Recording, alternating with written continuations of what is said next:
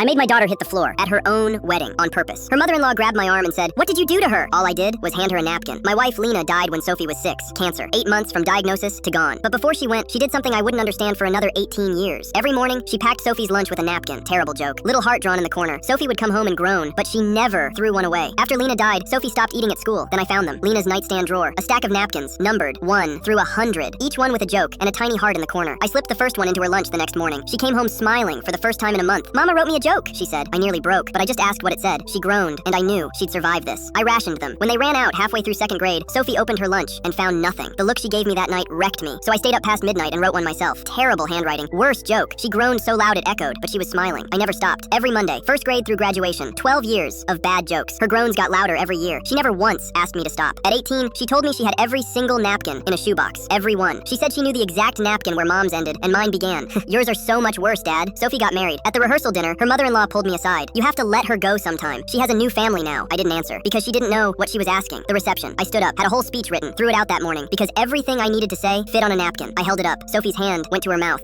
"What does a father give his daughter on her wedding day?" Silence. "The last napkin." Sophie was already crying, but laughing too. "That's not even a joke, Dad." I ran out of good ones. Around 4th grade, I walked to her, handed it over. She turned it over, and her hands shook because the handwriting on the back wasn't mine. It was her mother's, written when Sophie was 6, kept in my wallet every single day since. "I'm so proud of you, baby. Love, Mama." Tiny heart in the corner. Same heart, 18 years later. That's when she hit the floor, held the napkin against her chest like it was her mother's arms. Later, she found me. Didn't say anything, just put her head on my shoulder. Hadn't done that since she was small. "She was here today," she whispered. "She never left, Soph." Drove home alone. Sat at the kitchen table where I'd written 600 napkins past midnight. Opened my wallet out of habit. Reached for a napkin that wasn't there anymore. Lena always said she'd make it to that wedding. I just didn't know she'd fit on a napkin.